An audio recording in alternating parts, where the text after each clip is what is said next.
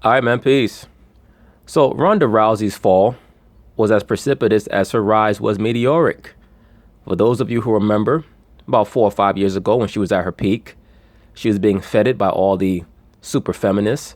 She was going on television talking about how she could beat Floyd Mayweather in a boxing match, how she could beat Layla Ali in a boxing match. She was supposed to be at the vanguard of the women's superiority movement, aka the feminist movement. Well, she was revealed to be really nothing more than a bully, especially after Holly Holm and then Amanda Nunes put her lights out.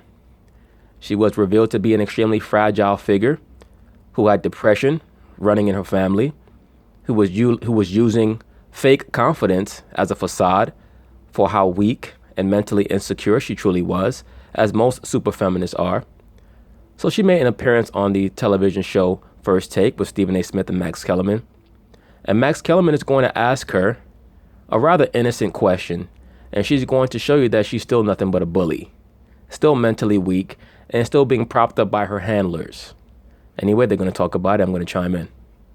A return in the fighting world, Ronda Rousey. She's now a full-time professional wrestler. I'm happy for her because I'm a fan of Ronda Rousey.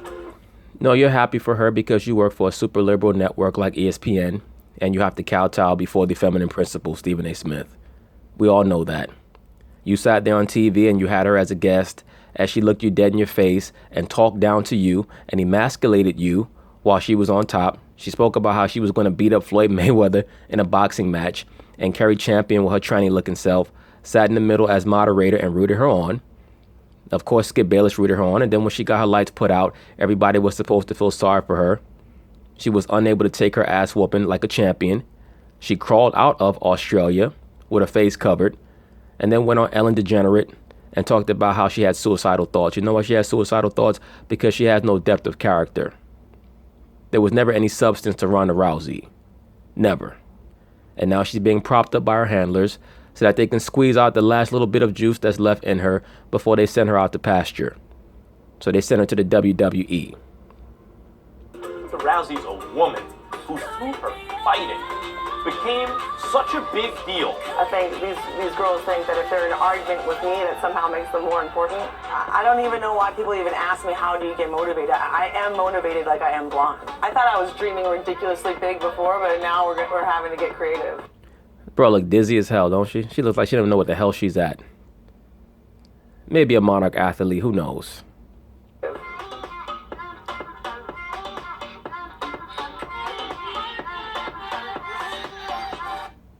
She looks broken to me. Let me rewind that back a little bit. Look at the face that she's making while she's standing there with Kurt Angle.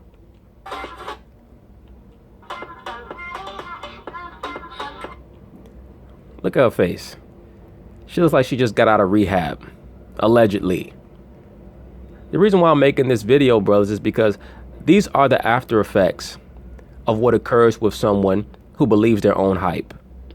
Never in life are you supposed to believe your own hype. Never.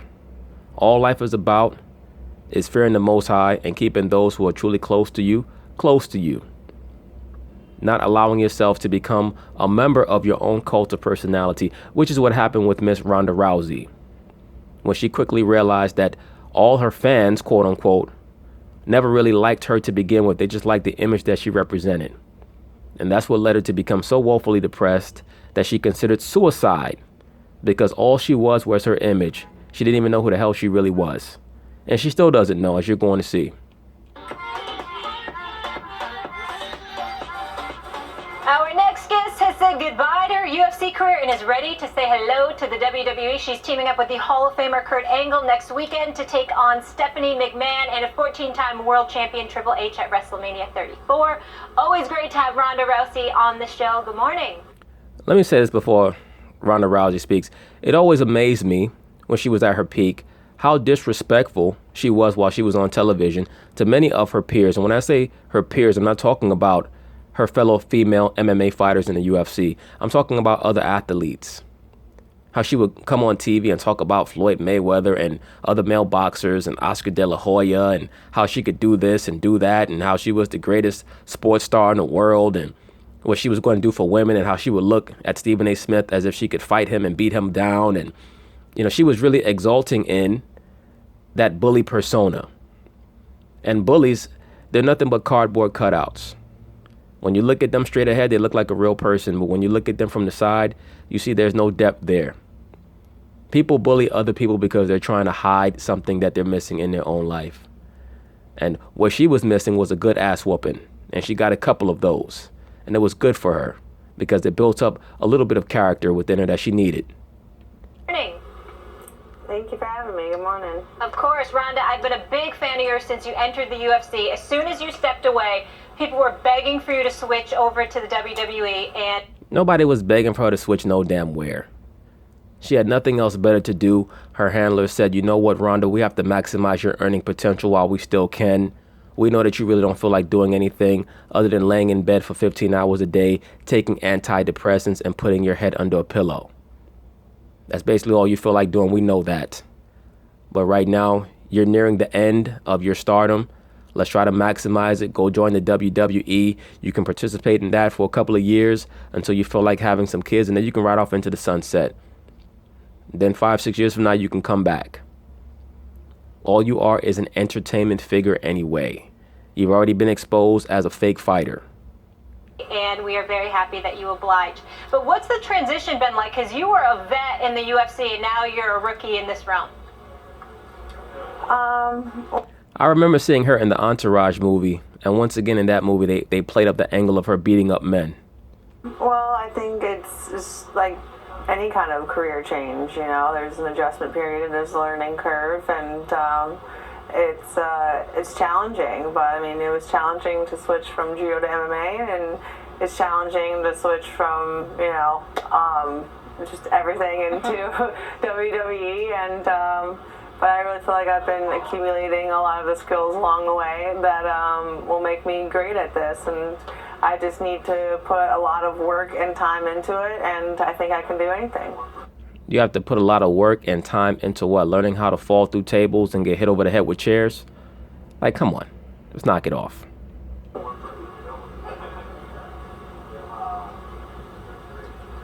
Awkward silence. This is what happens when you have two males on a super liberal network dominated by feminine energy, and they don't know what to ask or how to ask a paragon of the feminine sports world. They don't know how to ask her a certain question because they don't want to come off as offensive. But watch what happens anyway.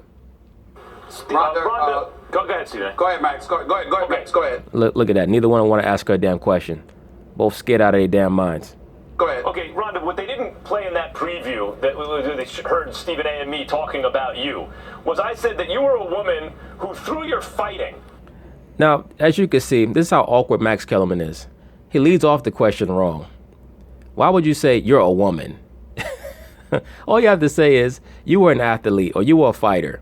That would have done a lot to alleviate a lot of the paranoia that she clearly has about her being attacked, because she knows the image that she represented before she lost. She knows that she was being propped up by a lot of the mega feminists and that she let them down when she got her ass kicked and then hid under her shell for over a year. Went on Ellen DeGenerate and started crying and showing the lack of character that she truly had. And look, there's nothing wrong with someone suffering from depression. That's a mental issue that you need help for and help with. The issue came that she decided that she was going to try to hide her mental problems by denigrating other people and trying to step on other people and disrespect people in other sports that she knew damn well she was never going to fight. She was never going to enter the boxing world and fight Layla Ali or Floyd Mayweather. So those people should never have came out of her mouth. But I don't totally blame her, because part of the UFC manufacturing paradigm is to take most of their top level stars, put them on TV and talk about how they were going to beat Floyd Mayweather. So she pretty much was just cannon fodder that was created by Dana White. Eventually, when she met her match, she folded under all the pressure. But let's get back to Mr. Max Kellerman. Let me rewind it back a little bit.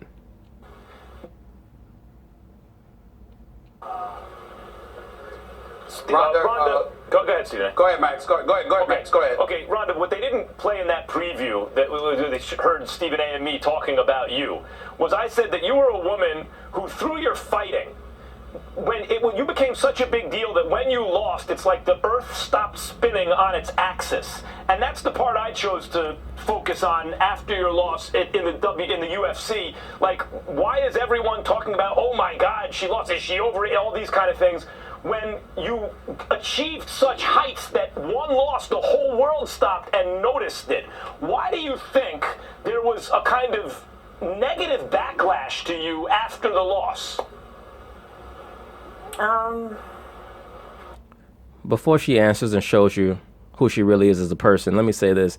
The reason why there was such a backlash, I wouldn't call it a negative backlash. That's an adjective that was added by Mr. Max Kellerman. The reason why there was I wouldn't even call it a backlash. The reason why there was such a huge response to her losing was because of the humongous cult of personality that was created for her by the mainstream media. An excellent job of public relations that was performed by Dana White and the UFC, and fostering this fake image of her as this unconquerable UFC Caucasian female Mike Tyson. And the fact that she was running around all the networks, selling herself extremely well. She did a great job selling herself. And she became almost a proverbial Wizard of Oz, someone whose image, whose aura, whose reputation was far bigger and far larger than the reality. And she finally met up with a real fighter in Holly Holm, who was experienced, who actually could fight. And you could tell at the weigh-in that Ronda Rousey knew that she was in for it. And that's why she even mentioned before the fight that she's not going to let herself get caught with one of those crazy high kicks. And that's exactly what happened. Because her fundamental base was very poor. It was always very poor. And her mental outlook is very low. She's not confident. She's arrogant. It's a big difference. Confidence starts from the ground up. Arrogance starts from the top down. And she didn't have anything of substance. She wasn't rooted. And that's why she had to take off for a year, go through her mental breakdown, speak about how depression runs in her family, and then come back and get her ass wah-za-za-za-zupped by Amanda Nunes. And I like the Amanda Nunes ass whooping even better than the Holly Holm ass whooping. Because, Amanda Nunes gave her them hands. She gave her a good old-fashioned ass whooping. In other words, people, and you must be aware, in the MMA world, there was a lot of talk, well, she was overrated, she was this, she was that, and my point of view was, at the time, and remains, that you achieved amazing heights. Almost no one wins forever. Everyone suffers setbacks, but there seemed to be like an unusual amount of negative pushback after your loss. Did you... Look at Stephen A. Smith's face. He got his eyes down. He's like, I don't know if this question is going to go over very well. Did you not experience that? I experience a lot of people who quote some people that are really just afraid to state their own opinion. Do you think it's my opinion? No, that's not my opinion. I can tell you right now, it's not my opinion. I thought you achieved amazing things. I was and remain a big fan of your fighting and of you. Well, that's a problem that you have, Max Kellerman. You're not supposed to be a fan of anyone. You can appreciate people for the gifts that they have and the drive to cultivate that gift, but you're not supposed to be a fan of anyone, because this is what happens when you're a fan. You run into the person that you're a fan of, and they let you know that you're not supposed to be a fan of them. That's what happens, because she certainly has a dearth of character, as you can see.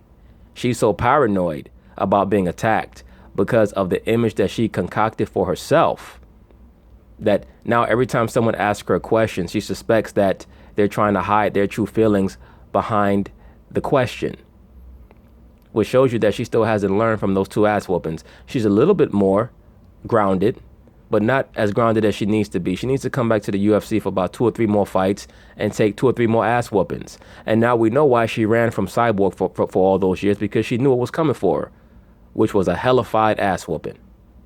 That's not me saying some people, meaning me. That is me saying I read and heard from others and defended you. Well, thank you for defending me. I appreciate that.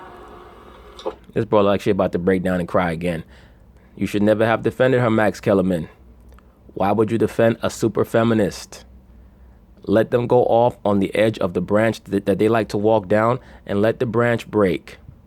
That's the only way that they'll learn how to fly. Okay. Ronda, I want to get to the subject of you from the standpoint you making the transition from the UFC to the WWE. I remember reading a quote where you said after you lost, you felt like God hated you or whatever. I consider you a sensational fighter, and obviously you marketed yourself, and the UFC marketed you exceptionally well. You were a big time star. Well, obviously for her to say that God hates her shows you that, once again, she has mental problems. She has mental issues.